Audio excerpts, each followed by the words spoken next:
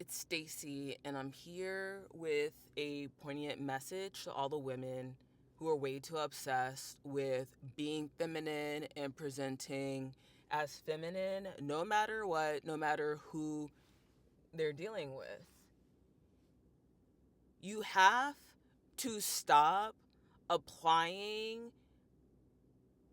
this one concept to every aspect of your life. Every waking moment of your life is not about performing femininity, nor should it be.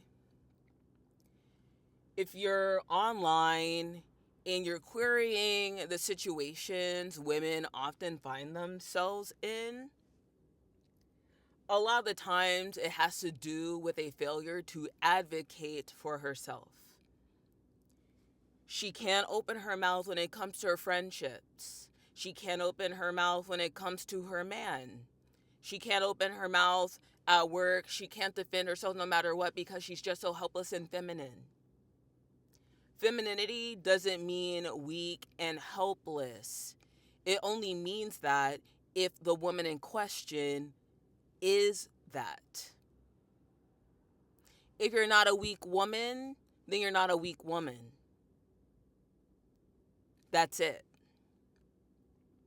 A lot of people are able to give you the runaround because you identify femininity as weak, helpless. You're waiting for someone to, just rise out of the floor and help you out of your situation? No. Because the thing that no one really talks about is, on one hand, people want you to be this soft feminine entity, but they will do nothing to help you cultivate it. They will do nothing to shield you from people who will try to take advantage of that. The people who are predatory and will resent, if not hate you, for that same femininity. So what is the solution? You have to learn when to buck up, when to put on your armor, whether that armor is a nicely tailored suit, wearing the accessories that make you feel powerful and authoritative, wearing that makeup that gives you the most confidence. It means priming your mind with information and solutions to get you further in life. The solution in dealing with problematic situations in tough situations, isn't to go run and hide. It isn't to go crying and belly aching to everyone. Because a lot of people, if they even understand where you're coming from, they won't know how to help you, and it's not for lack of wanting to. The way you deal with trying people isn't to bake them a dozen cookies and try to ingratiate yourself as a friend. That is the worst thing you can do. When I hear women talking about how they've modeled their love life or their friendship after things like Disney movies and little kid series that they watched on Nickelodeon or something, it's like, where is your head at? When I look at the movies, the television that a lot of women love, like there's some series on Netflix about these girls at some sleepaway private school, boarding school. And it's super catty, and it's very much a crab in the barrel mentality a lot of women have, is there's one queen bee and then more room for the bystanders to worship her. As women, we have to stop getting off and romanticizing these injurious, emotionally damaging, and rotten tropes portraying women. That may be the norm, but it's abnormal. You think because you watched a movie where this school marmish woman caught the attention of this powerful man and he turned her into something special, you think that's going to be you? No, for the average woman, she's doing it herself. You know, the women who are reliant on men for emotional support, financial support, if your man is doing all of that for you, cool, but your man is not going to be by your side 24/7. You don't get the benefit of his masculinity when he's not with you. And the reality is, if you have beef with a woman, a man is not going to interject.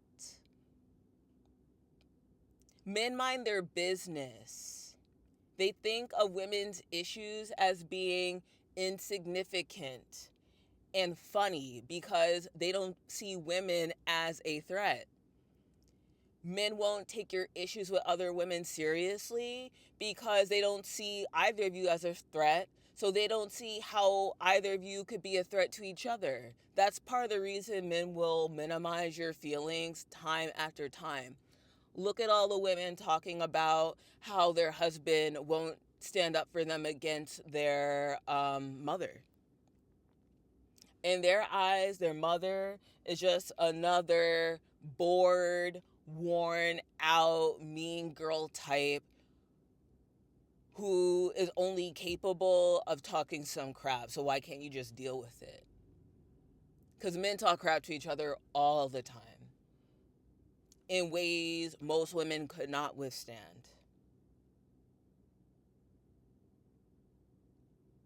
If you're stuck in a loop of constant frustration because you don't feel you're feminine enough, if you don't feel you're feminine enough, I'm just going to tell you, you are probably feminine enough.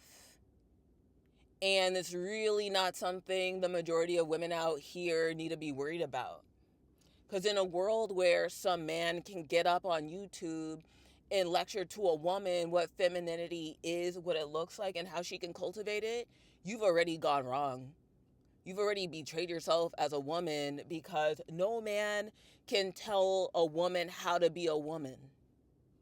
If a woman got in some man's face and started telling him what it means to be a man and how to do it, this man would shut her down so fast. If not, just laugh in her face. And we're running out here to listen to some men tell us how to be women. They can't even acknowledge half the things we go to as women with other women. So the game is being played on you all the time.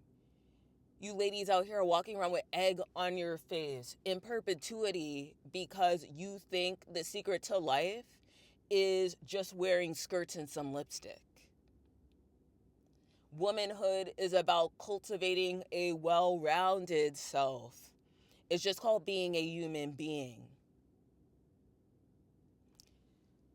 The nicey nice, I need to be a friend to all women, you need to let that go. We already know a lot of women out here aren't trying to be friends with women like that. A lot more of them are acting like they're your friend because they have plans for you. While you're trying to play act femininity, this woman who also looks feminine, she's using dark feminine tactics. She's just using a maniac's tactics. Why? Because she knows they work and she knows she only needs to play the feminine role when it benefits her. When you're dealing with toxic women, you absolutely need a masculine disposition. Stop smiling in people's faces when they're disrespecting you. Open your mouth when opportunities come and go get them. Stop worrying about coming off as too ambitious to this and to that because a lot of people are in a weak position because they're just that. They're weak, unambitious. They'd rather keep their needy, codependent friends close than go out and work for the life they want. A lot of women are throwing their lives down the drain because they're listening to some man or woman on the internet talking about education is masculine. No one's going to want you if you have money. Well, guess what? You don't have to lead conversations with people with either of those things. Just like a wealthy man can turn off a woman by talking solely about his income, so does a woman. You don't lead with that. You lead with your personality, your interests, mutual values. That's how you keep it feminine in life. And at the end of the day, no man needs to have access to your money. He doesn't need to know anything about how much you make, how much you're banking, or what you invest in. That's your business. And only if and when you're married, and this is my personal opinion, you don't have to accept it. At any point in your relationship, when you feel close enough to someone, you can really trust them, when you've vetted them, do you need to share that information? And you never really do. I have yet to be in a relationship with a man who ever asked me about money in any way, shape, or form. It has never happened. And any time I've been in a relationship, I've been working. I've been making the range of income. I've done very well for myself, and there has never been a shortage of men. I'm opinionated. I'm not easily intimidated. I'm intelligent. I have an established network. I'm a professional woman. And I'm feminine. But I can turn it off as soon as I need to. Why? Because I'm well-rounded. Because with age, I become more sophisticated and I am confident. So what if you think I'm masculine? So what? And the only person who would tell me that I'm masculine